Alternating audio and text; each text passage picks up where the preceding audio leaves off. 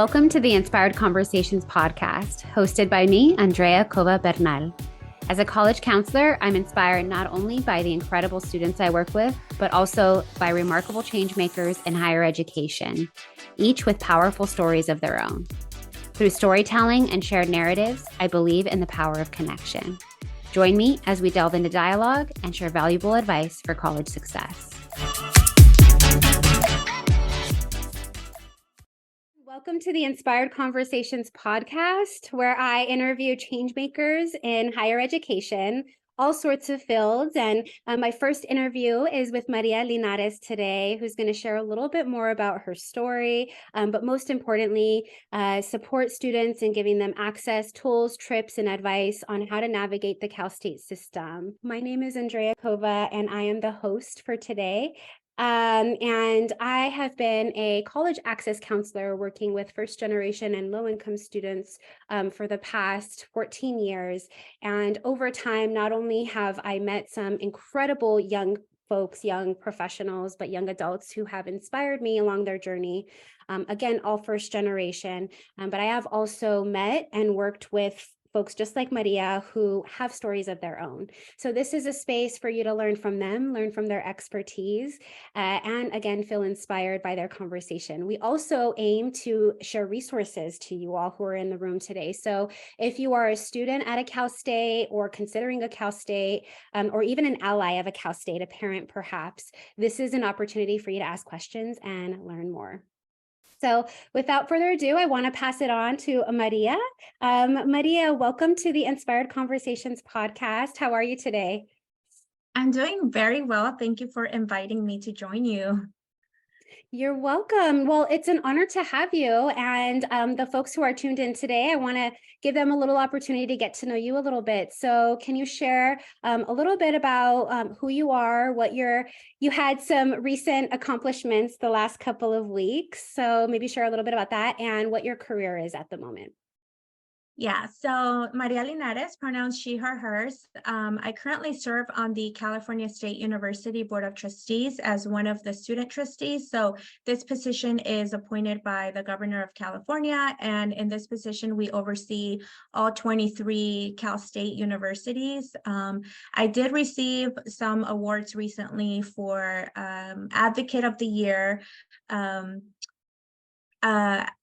academic, like exceptional excellence, and then one by Sharon Quirk Silva, who is an assembly member in Assembly District 67. She's incredible, and she nominated me for this award for all of my accomplishments. And I also graduated just a few weeks ago from Cal State Fullerton.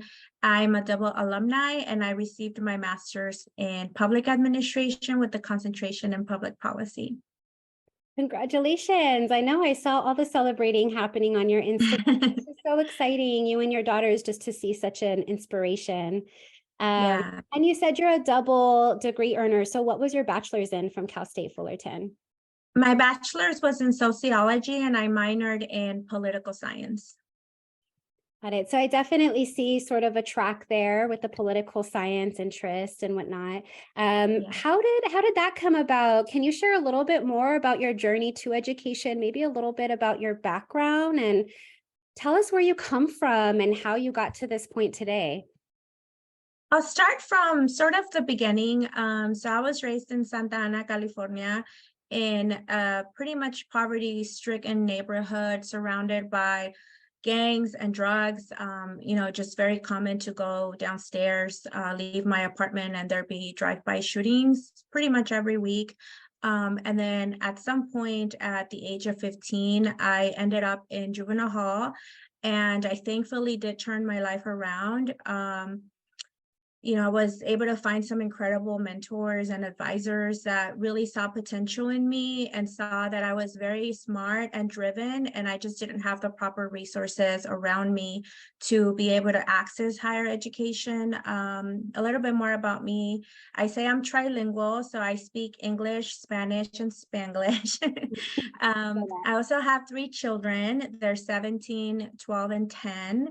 And throughout my life, I struggled with an undiagnosed learning disability. So I think that's what created a lot of my problems in my childhood, especially academically, because I felt like I wasn't smart enough. And sometimes teachers would make these negative comments towards me, like, why are you so hyper? Like, why can't you just sit down?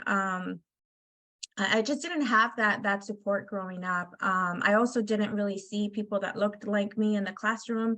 Considering it was Santa Ana, you would think, you would see more teachers of color, but at the time that wasn't the case. I'm sure it's changed now. I did drop out of college twice. I eventually decided to go back and then graduated with my associate's degree from Irvine Valley College and then transferred to Cal State Fullerton right after that. I was accepted into Chapman University as well for my bachelor's degree, but I couldn't afford to go. And since Cal State Fullerton was also my dream school, then I opted for that route, as it was a lot more, it was a lot cheaper, to be honest with you. I didn't really have to worry about getting very large loans. And then graduated in 2019, applied for my master's, and then recently received my master's. So I love the Titan community, and I'm a very proud alumni. Go Titans, I know. We have a really big Titan family here, especially in this part of town. And I want to say that, one of the things that you mentioned was transferring. You transferred from the community college system into the Cal State system. How did that process look for you? Because I know a lot of the folks who are on the call and who'll be tuning in are really considering their path at this point. I know folks are even in graduate school. So how did that journey sort of come about, starting with the community college, and what did you learn along the way? Yeah, that was a tough one for me. Irvine Valley College is a much smaller institution. And so I felt very much at home and I felt very safe. And then once I transferred to Cal State Fullerton, at the time we had, I think, like 39,000 students enrolled. So, and it's a very large campus. So I felt very much overwhelmed. And my youngest was, I think, like 3.5 years old. And it was one of those things where there's no parking, during the times that I was taking my courses. So I'd be driving around for an hour to an hour and a half within the campus just to try to find parking. And my child was back in Irvine in a preschool while I was a 3-hour preschool while I was at Cal State Fullerton trying to take my courses. So I would take a class and then I would have to rush out of there and go pick up my daughter, to ensure that she wasn't left at the school. And then I would rush home and make lunch for the kids. I mean, my kids were much younger, help them with homework. And then I'd always start my homework very late at night. So probably like around 10 p.m. I would start homework and I'd go till like 2 a.m. and then I'd have to be up at 6 a.m. get the kids ready for school. So the transition was just very difficult. I didn't know how I would balance it all. And then my first semester, I did consider dropping out of school. I honestly thought like maybe I'm fine with my associates, and then when my kids go off to college all on their own, I can just go back to school. But then I also saw the impact that I was making on my children and on people around me. And I felt like I really just have to keep pushing. And I think what helped me a lot is just getting involved on campus. So, joining student activists in a lot of the movements and a lot of the clubs that I joined, and then running for student government. So that kind of kept me motivated to stay in school. Nice. Yeah. One thing that you mentioned, and I sort of call it the red tape sometimes, when students, especially from underrepresented backgrounds who sort of do this process on their own, right? Maybe their parents, maybe the folks that raised them don't have the experience of college. The moment they walk into an office and get some sort of pushback, or when they're working with financial aid and they don't have enough money, it's like, that's it. I want to drop out. I feel overwhelmed. This is it for me. And I see that happen tons of times with my students. And so, you mentioned that what kept you going is by staying involved and getting active. What were some of the most significant experiences you had maybe in your transfer college, as well as, Irvine City College, or even in, Fullerton, that helped you find your space and find that voice? I think for me, it was surrounding myself by people that thought like me. So a lot of the activists and organizers had a lot of the same struggles at the time that I was going through. So some of them were parents, single parents, single dad, single mom, or came from abuse. And so when we bonded and I realized why a lot of us were very angry a lot of the time, I kind of just thought like, maybe if I get involved, I join different clubs, maybe clubs that they're not necessarily connected to my major. So for example, I joined the psychology club, even though I wasn't a psychology major, I was a sociology major. It still motivated me to build community around me. And then I think the one thing that just keeps me going, like working with students, even though I was a student myself, is seeing the positive difference that I'm able to make. I'm also one of those people that when there are issues, as a student activist or advocate, I usually look up or like search the people at the very top. So like the administrators. Mm. I know there's like this hierarchy we're supposed to follow where, just, look up the closest person to you and then contact them. But I usually throughout my life or throughout like even in higher ed, the last few years, how I'm able to solve issues for students is I just go straight to the person that I know has the power to make decisions and the power to make a difference. And that positivity, I think, just that mentality of I'm not giving up, like I'm fighting hard for my students is what's helped me a lot along the way. But I mean, for a lot of us who come from underrepresented backgrounds, especially for those of us who are first generation, we have a very different mentality, like not just resiliency, but a hustler mentality where we can't sit back and just relax because our parents didn't. So my mom dropped out of school in Mexico when she was in 5th grade. And after that, she didn't pursue education anymore. She had to support her family financially. So her mom and her siblings. And so for us graduating from high school, that was seen as the highest goal you could ever accomplish. And then you're meant to go off and like just get a job anywhere at an office, be a receptionist. And that sounded wonderful for me, but even that seemed out of reach. And so I attended a continuation school out of juvenile hall. So once I was released, and at the time I was still on juvenile probation, and one of the teachers talked about community college, and I had no idea what it was. And she said, you should enroll at Santa Ana College. I'll sign off the paperwork for you. And I didn't do very well. I felt very overwhelmed. I ended up not even dropping out. I didn't know that was a thing. So I just stopped showing up and I figured they would drop me. And that very much hurt my GPA. So, now I'm able to like share my own story with other students so that they don't make the same mistakes that I made. Yeah, that's actually a really common occurrence. I think, especially when that red tape hits and students drop out, they just sort of fall off. That's it. But one thing students don't realize is that grade, that record essentially follows them along their way, and it can hold them back from, even if you're an adult 10 years later trying to go back to community college, that record is still there. It hasn't gone anywhere. So I think that is a misconception. Yeah. I think another thing that happens, not just with and maybe you can testify to this, but not just with the community college system, but the Cal State, is it's meant to be a 2-year track or a 4-year track, but instead might turn into a 5-year track or a 7-year track because students feel lost. And I think the system can sometimes hold you back more than it can put you forward. So can you share just a little bit of how you did it in the time frame that you had, and just other than going to the top people? I love that piece of advice, making sure you're advocating for yourself. But what are some tips that students can take away to know how to get around that and make sure they graduate on time with very little debt? So every department in the CSU will have a dean, or every college will have a dean, and then every department has a chair. So the dean is in a higher role, oversees all of the chairs of each of the departments of the colleges. You're supposed to work with your department coordinator or advisor for the program.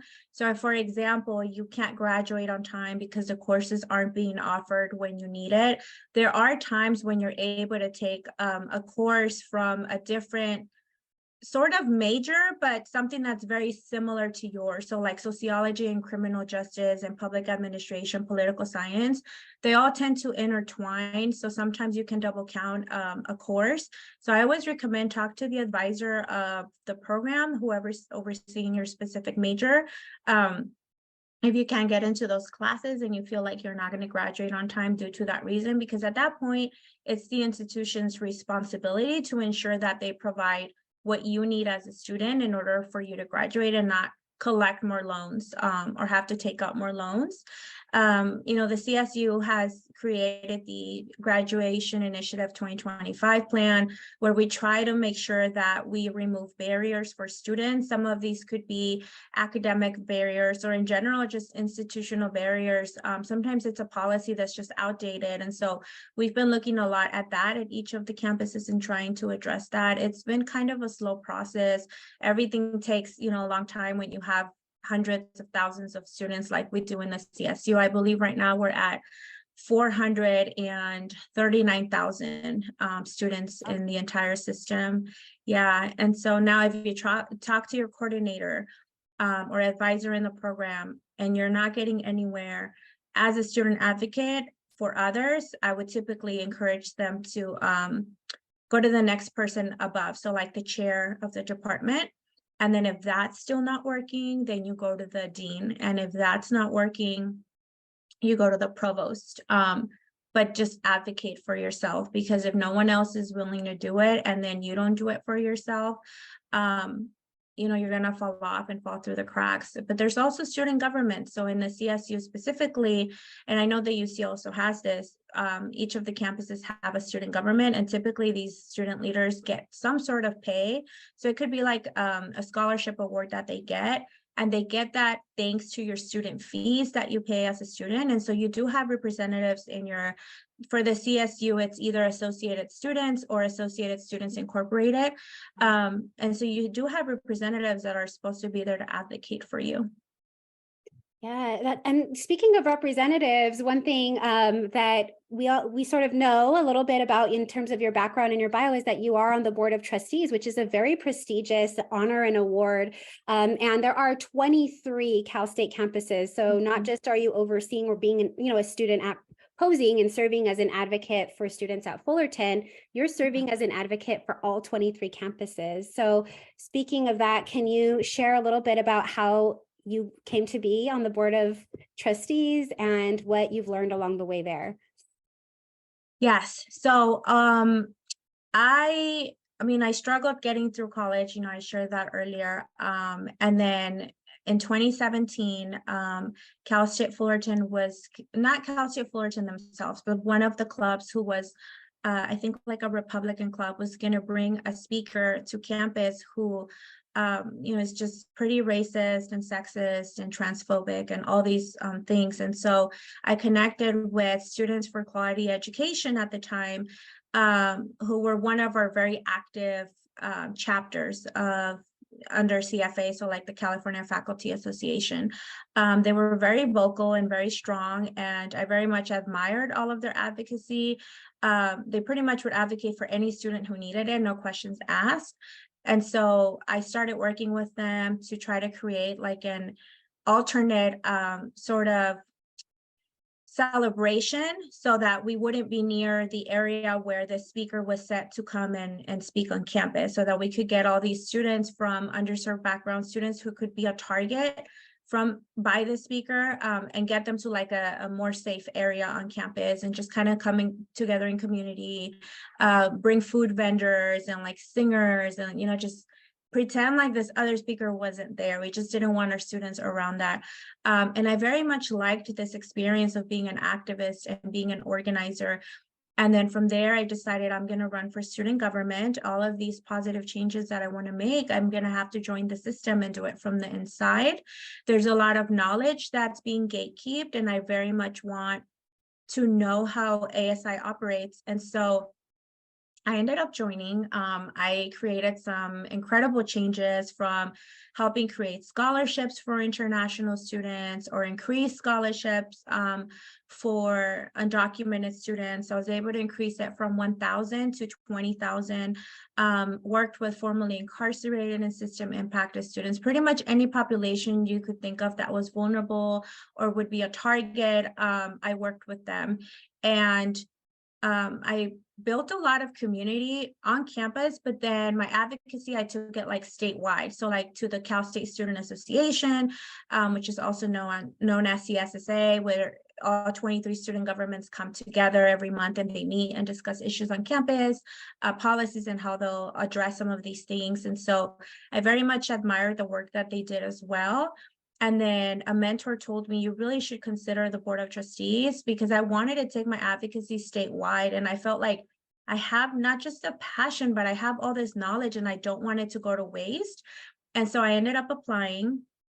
It was a really long process. Like, I think it started in January and I didn't hear back till August with like the final decision, because the governor ultimately has to decide who the next student trustee will be after all the interviews. And so I did very well in the interview. I kind of just kept it real. I was myself, and made them laugh and talked about, like, because that's the one thing, I'm super funny. And so then I talked about all the things that were really important to me, and the fact that historically we've never had a student trustee who is a student parent, a student trustee who's vocal about their learning disability, one who's been formerly incarcerated. And so they appreciated that, and then they selected me. And so it's just been a really awesome experience. And in the past year and a half, I was able to visit 22 out of the 23 CSUs.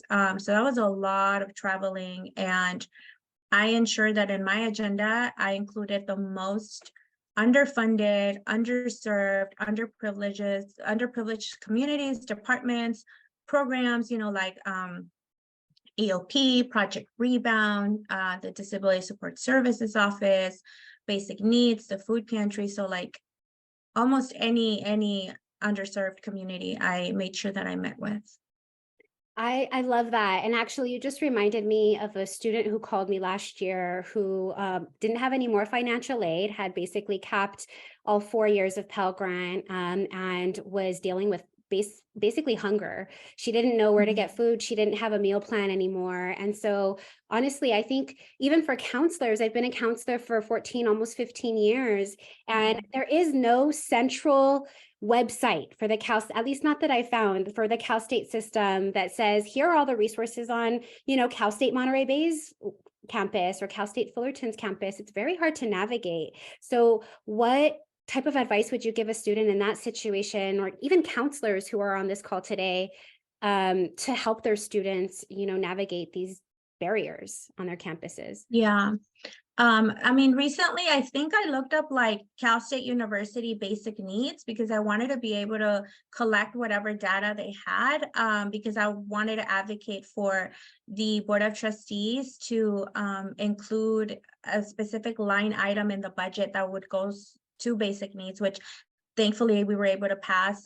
We were just waiting on the governor to sign it. And so I was able to advocate for 20 million. So when I Googled California State University basic needs, like a hub came up with a drop-down menu where you could select your campus, and then it would take you to the basic needs center on your campus. But say you go to CSU San Marcos, you could Google CSU SM basic needs or CSU SM food pantry. They do have one of the most incredible food pantries in the system. And they're one of the campuses that have one of the most incredible food pantries in the system. I was there for their ribbon cutting event. They had like, I think they had like little shopping carts. They had diapers for student parents. They had formula. At the time, they had like pumpkin pie. It was amazing. I really loved it. So I think just honestly, for me, it's been Google. And then you can also look up, like, for example, CSU SM food pantry coordinators or like food pantry staff. So it's all about like being very specific with what you're searching for, because then at that point it'll pop up what specifically you're looking for. So if you want to contact a staff member because you need further support, then they're able to get back to you. Now, if that doesn't happen, oftentimes we hear they never emailed me back. I always do a follow-up email like, hi, good morning, whatever, like name. I'm just following up on my previous email, very much struggling with meeting my basic needs. And then typically each of the campuses will have some sort of emergency grant that you don't need to pay back. One of the things though that I was advocating for at Cal State Fullerton a few years ago was, can we like remove some of the barriers that we set as expectations for students to get an emergency grant. So for example, at the time, this was, I think 2018, I was struggling with basic needs.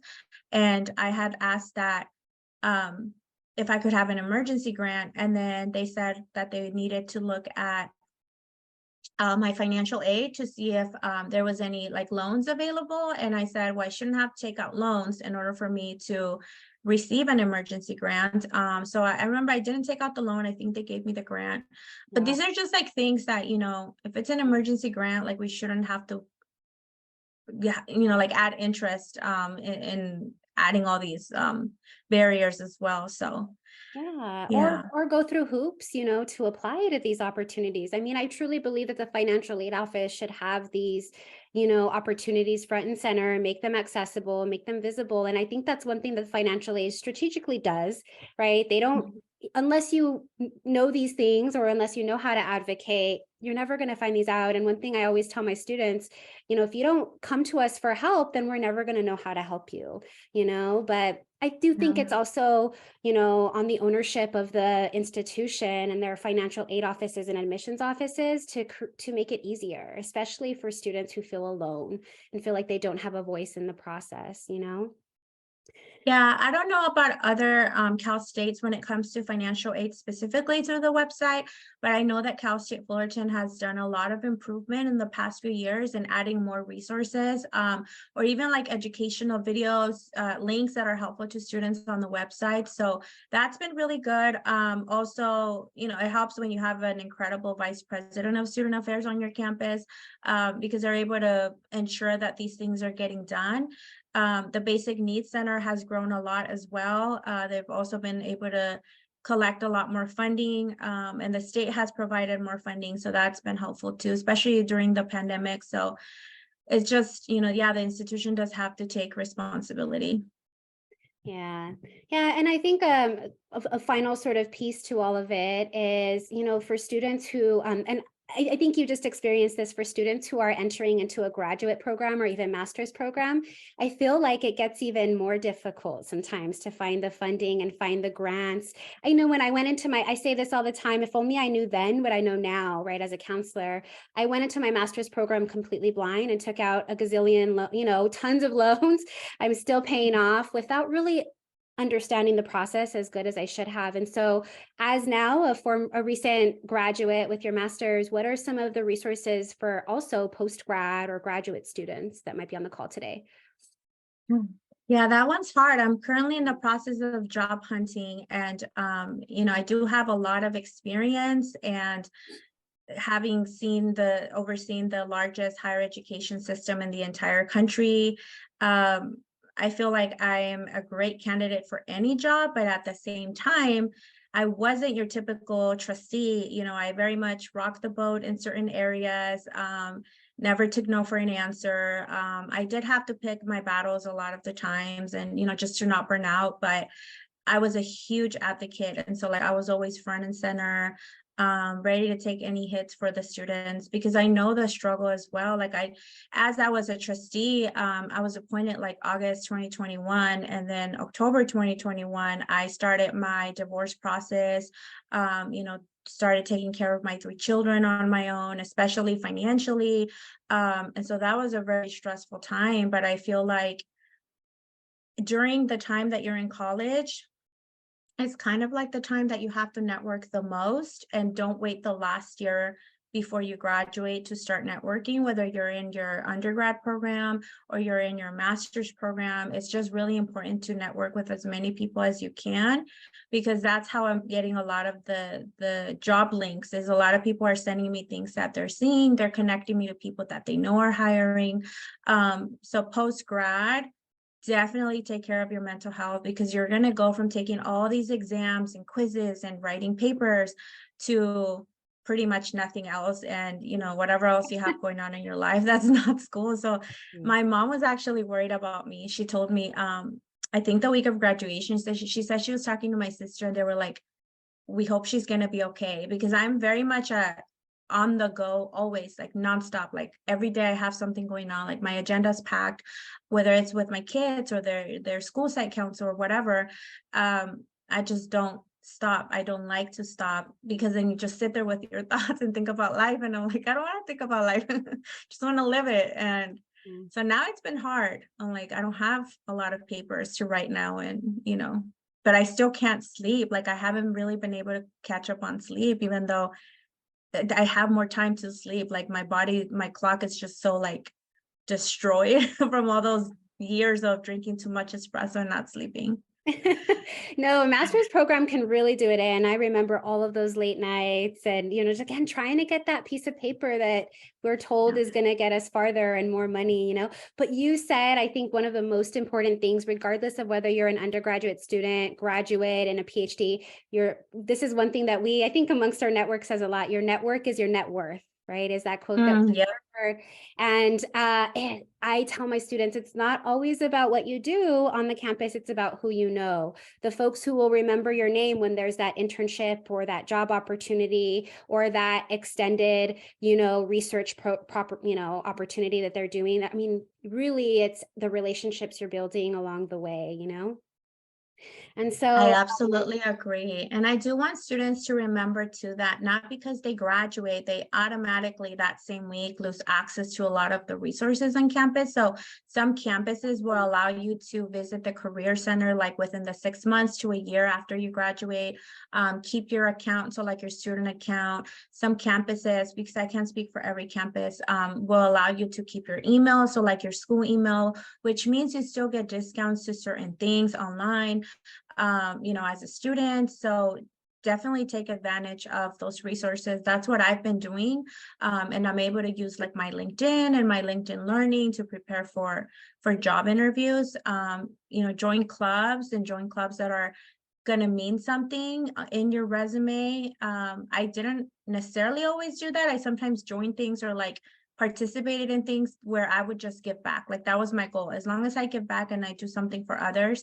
And that's incredible. I always encourage people, like, don't just worry about being one of those resume builders where it's all about you, but there's got to be a balance. Like you do want to get a job at the end of it all, right? So you have to be able to support yourself. And then if you have children, or like within the Latinx community, we tend to take care of our parents, even if we don't have kids. So that's another thing to think about. It's like, how are you going to support your parents as well? Yeah. And, one question that I also thought of before we actually get into questions. So folks in the audience, this is your opportunity in a few minutes to also ask questions to Maria. But you are also a student who is also a mother, right? And I used to work at an all-girls high school in Los Angeles. The majority of them were teen moms or had been formerly incarcerated or were on probation, multiple sort of traumatic, but also life-altering experiences that in many cases, they thought that it was over for them, right? Education wasn't an option. Yeah. And so it was such a joy to actually work at that school and see so many of them go to college and still flourish and thrive. One just recently graduated from Berkeley, who, had her young one at 15. And so I ask you that. So as a mom who's probably thinking right now, I want to go back to school, but I feel like I can't. What is a piece of advice that you would give to that mom right now, or even that dad in the same situation? Yeah, I think honestly for any parent, or even students who aren't birth parents, but they're students with dependents. I know a lot of students who actually end up adopting their nieces or nephews to ensure that they don't end up in the foster care system. So props to them as well for taking that role on. I would say you can do it. Even if you take one class at a time. There were times when I couldn't take more than one. And so that meant I had to extend my time as a student, but that was okay with me because I knew that no matter what, life was going to pass me by. So I was going to look in 4 or 5 years and say, okay, this whole time I could have taken one class. So that means you don't go to a family event perhaps, or you don't go partying that weekend because you're writing papers, but you're getting those units out of the way to ensure that you get that either associates or bachelor's or master's at some point. And I feel like it's just so different once you go into higher education. Even if it's a community colleges are incredible. They have so many resources as well. As a student parent, I applied for EOPS, so the Educational Opportunity Program Services. And so they were able to provide me with free books. They were used books, but that was fine with me. So they were able to provide me with free books. I think at the time also free parking pass at Irvine Valley College. And then once I transferred to Cal State Fullerton as an undergrad, I was able to get vouchers for books, I think, and then a scholarship, like $400 just a year, I think. And then I was able to get priority registration as well. So that's another thing to consider. Yeah, and that's so huge important. oh my gosh, yes, because if not, you're fighting for a lot of classes and it'll push you back farther for sure. Yeah, yeah. Yeah, and then we also have disability support services at the community colleges. Legally, they have to. So at the community colleges or at Cal State system, and the UC has something as well. And they also provide priority registration in addition to extended time during your exams. They can also place you in a different room. So like in the library, for example, where you can take your exam if you get distracted. So these are all incredible services that honestly, I just applied for whatever I could where I could get help because I really needed it. And if I hadn't done that, I don't think I would have been able to graduate. Yeah. Again, it really all comes down to just ask when you need something, advocate. I mean, that's really the biggest, I think, theme here is becoming your own self-advocate and finding your voice in all of it. Yeah. Really. And so speaking of voice, we had a few folks who RSVP'd today who might be in the audience right now who had some questions for you. Okay. So welcome to everybody. And I encourage you, as I mentioned before, this is meant to be interactive. So if you have a question, feel free to raise your hand. I'm also going to call on a few folks who posed a question in their RSVP form to see if you feel comfortable asking it out loud. Julie, you had a question for Maria. So your question was, can you talk about your biggest challenges? Yeah, so the being in and out of court and having to prepare for that was very stressful on me and my mental well-being, my well-being in general, even like physically. And so how I got around that was I started therapy and started going to different workshops that would help me heal. Got an attorney who's been absolutely incredible and guiding me through the whole process. Connecting with my mentors and letting them know the things that I'm going through and being very open with faculty and letting them know, like, look, these are some of the things that I'm struggling with and I'm trying to stay strong. And I don't want you to ever think that I'm not trying in the classroom. But it's kind of hard when, I'm getting hit left and right with things. And then in addition to that, because that happened right after I was appointed trustee, January, there was like an article that was released through the LA Times about our chancellor in the system. We lost our chancellor. Oh, I remember. And so things have just been, things have been nonstop since then. So lots of emergency meetings, lots of searches. Presidents are retiring now. So we had like 7 presidents retire like during the same time frame or something like that. And so, we had to put committee searches together. Like it's just been nonstop. In addition to the travel schedule that I had, I had committed to campuses that I would be there. And so even if I didn't feel emotionally okay to go, I still put a brave face on. They would have never known I was going through all of this. I smiled and I helped as many people as I could while I was there. And then I'd go in my car and I would cry my eyes out and be like, I'm exhausted and I miss my kids. And I have court coming up and it was horrible. But those were some of the struggles, in addition to obviously the financial stuff where every month I wasn't sure if I would have a place to live, because I would get letters from my leasing office like, your rent is late. And I was like, okay. So yeah. Oh my gosh. Well, thank you so much for sharing all of those details. I think it's really hard to sort of reflect, but also, this is one of the reasons I started this podcast, because I feel Yeah. like a lot of times our institutions, we don't see ourselves in the people who work there, or we don't see, especially if you're at a predominantly white institution. I think the Cal State system, in a way, does have a lot more Latino, a lot more diversity, but maybe, other underrepresented populations. But at the same time, when you're dealing with administrators and we're dealing with the folks that are higher up, they don't look like us. It's the students that look like us, but not the administrators. And so, thank you for being real and sharing that experience, because I think, we forget that we're also people. We're humans as counselors and as, higher ed professionals. And it's important for us to see ourselves, or see students to see them in us, Yeah, that vulnerability honestly is very powerful. Yeah, thank you.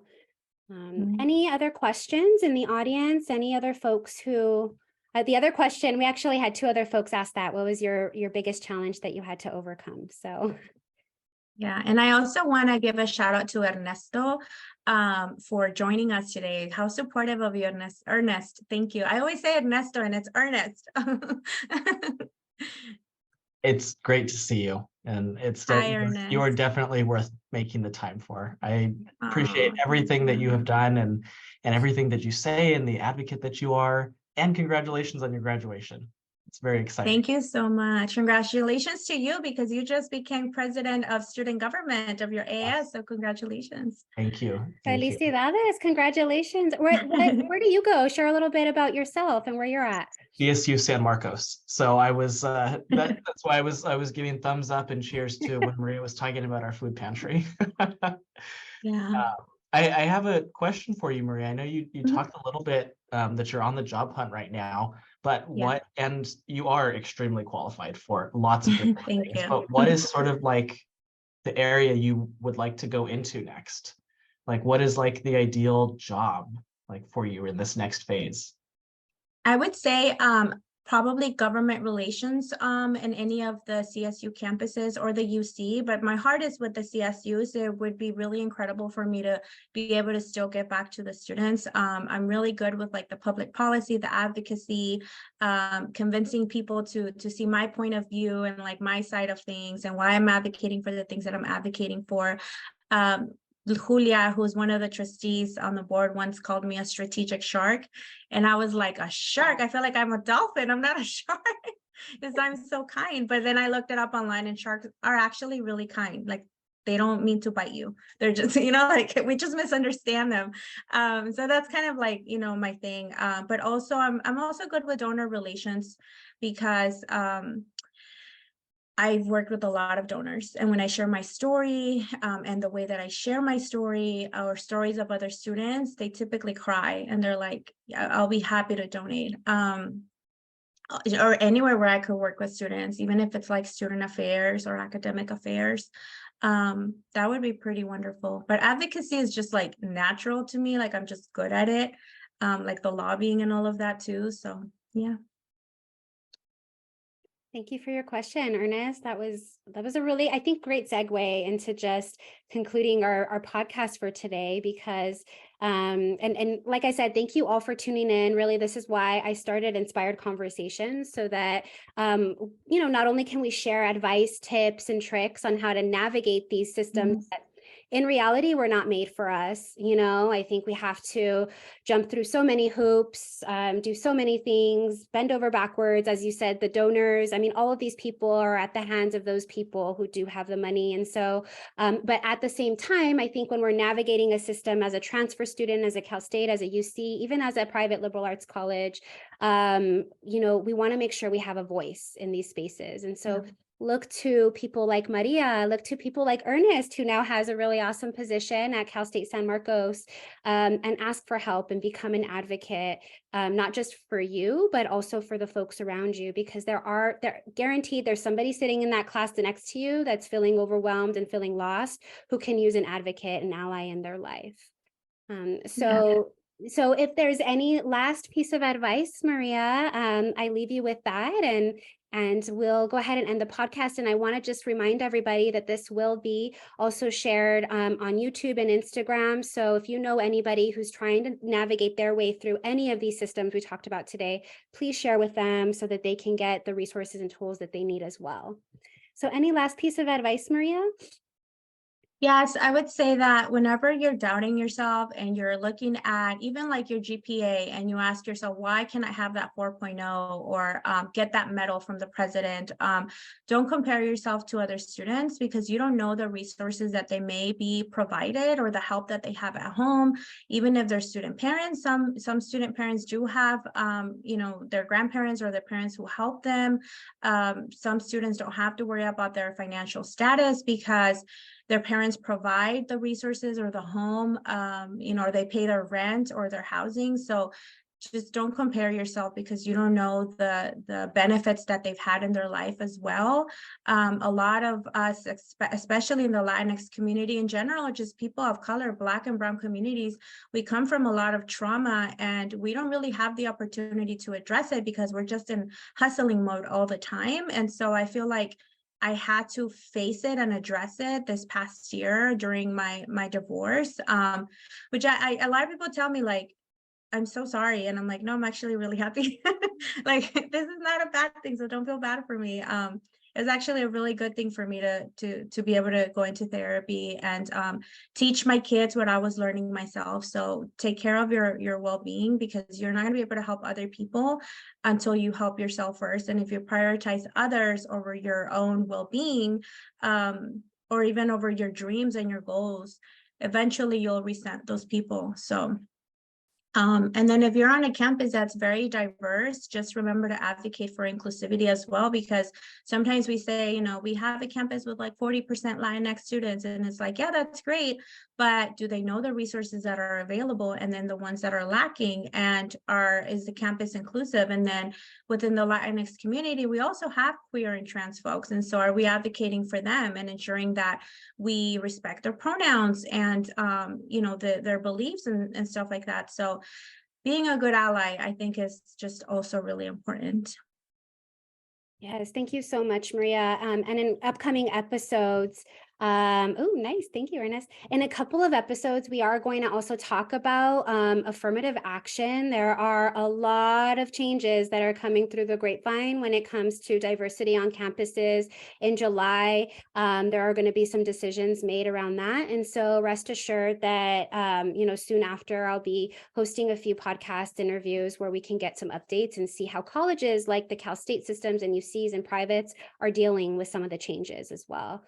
Because we don't want to, create barriers for a diverse population. And unfortunately, some of the decisions may do so. So we need to figure out how we can, band together and keep the positivity there. Yeah, to that I'll say, Google, everybody, if you're listening to this podcast, and thank you for tuning in because Andrea is just super incredible, super just inspiring. So I was really honored when she invited me to join. Make sure you Google Dr. Lookwood and then Dr. Phil Show. So he was on the Dr. Phil Show talking about affirmative action.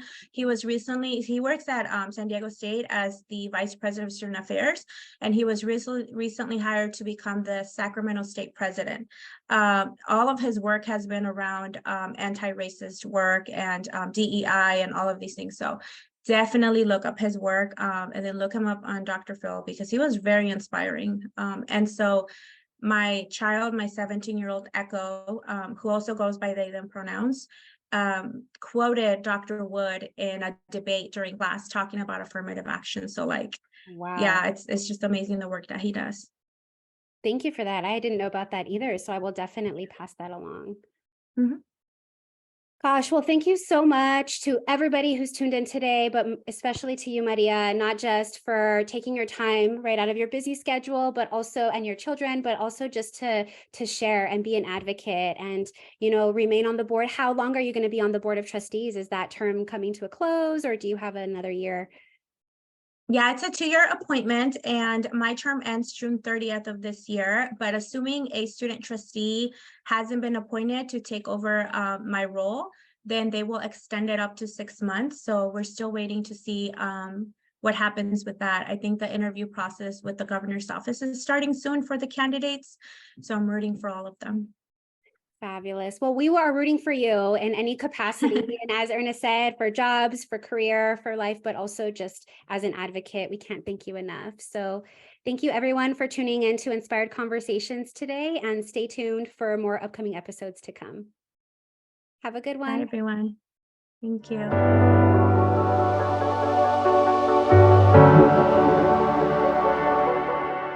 Thank you for tuning into this inspired conversation where I interviewed an incredible changemaker in higher education.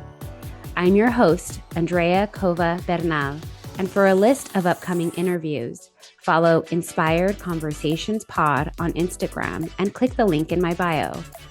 If you are tuning in today and have questions about college applications, college success, or financial aid, you're not alone. I've been a college access and success counselor for many years, and I've got your back. Email me at counselorcova@gmail.com. Again, that's counselorcova@gmail.com. Remember, your success is our community's success, and you got this. I'll see you next time.